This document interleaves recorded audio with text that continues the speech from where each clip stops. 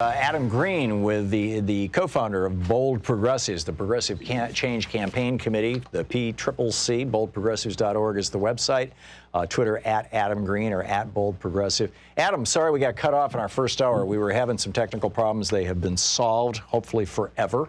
And great to have you on the line. So your thoughts on the debate last night? Yeah, I thought it was a good debate. You know, I'm challenging myself to not drink my own Kool-Aid as Elizabeth Warren supporter, but I gotta say, I felt very good about her performance. I thought Bernie did well. You know, on the substance of Medicare for all, I think that was, you know, the beginning of a debate that America needs to see about how much money we would save under Medicare for all, how much money families would save, how much better the service would be. And it was really nice to, for the first time, have Warren and Sanders on the same stage with others who are high profile arguing against it, so that the American people got the, you know, part of the debate they deserve.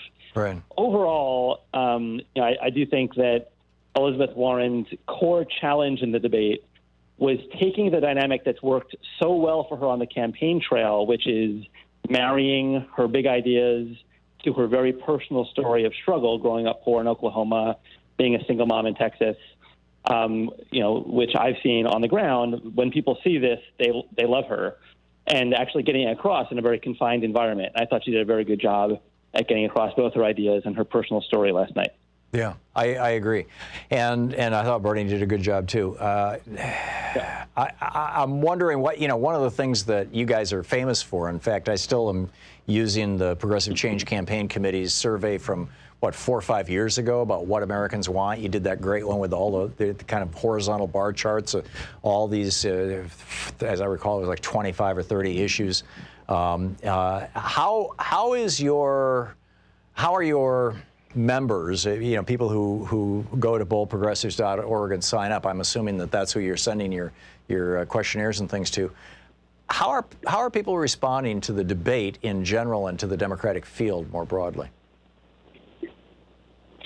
Yeah, well, first, thanks for mentioning that polling. The Progressive Change Institute, our sister organization, did that and is about to do more of that. We call it the Big Ideas Poll, and it's at thinkbig.us. Okay. Flash polling, and people can see all the polling for themselves. And there's more of that to come with so many new, you know, so many of the big ideas 4 years ago, like a Green New Deal and expand Social Security and debt-free college, which nobody was talking about, are now squarely in the mainstream of public debate. So what we'll be doing is actually testing a lot of the new ideas that are not yet, where progressives are ahead of the public chatter, but where the American people are with us. Right. You know, I think that what's beautiful about these debates is that we have two of the best arguers for our side, Elizabeth Warren and Bernie Sanders, who can just make the case for these issues, talk about the logic of them, talk about the impact on regular people's lives. So last night when Elizabeth Warren was pressed, you know, they were trying to get her to say that taxes will go up. And instead, she was like, what really impacts families is cost. And when you're paying a huge copay at a doctor, or paying a huge amount for a prescription because your insurance won't cover it, or when your doctor is out of network and you're paying more, all of these are costs that add up that will no longer be there under Medicare for all. That's what we need our people to be saying, not just the slogan Medicare for all, but the rationale and impact. And Bernie, same thing. Like, he was so good at making clear that, you know, we're on course for spending $50 trillion over the next X number of years, and said, well, we'll only spend 30 if we have Medicare for all, because you eliminate the CEO pay, the hundreds of billions in marketing, the duplicative costs, the administrative costs. And that was great that he made that point. So I think that, you know, we're kind of educating the public through the prism of this presidential campaign by having two such strong, bold progressives out there with Warren and Sanders. And what are the top issues that you're hearing? Well, what's popping for you? Well, you mean in the debates, or? Well, more generally, I mean, you know, you and your sister organization doing all this polling and looking at what's going on.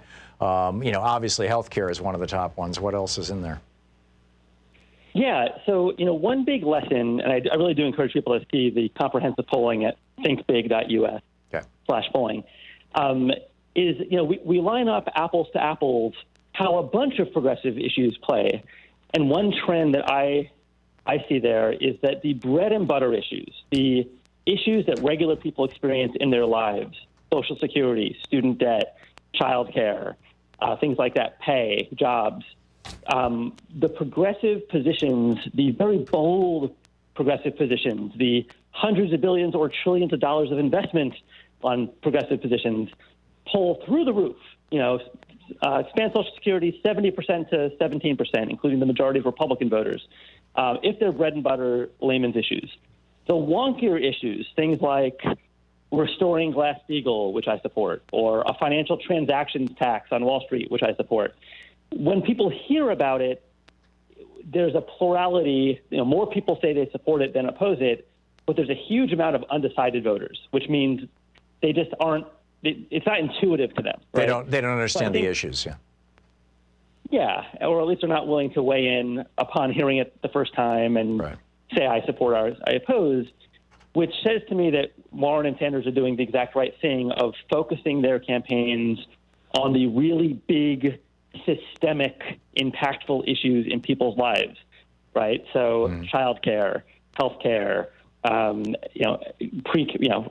public school education, but also and teacher pay, but also making college, eliminating student debt. Like, these are the things that resonate with people.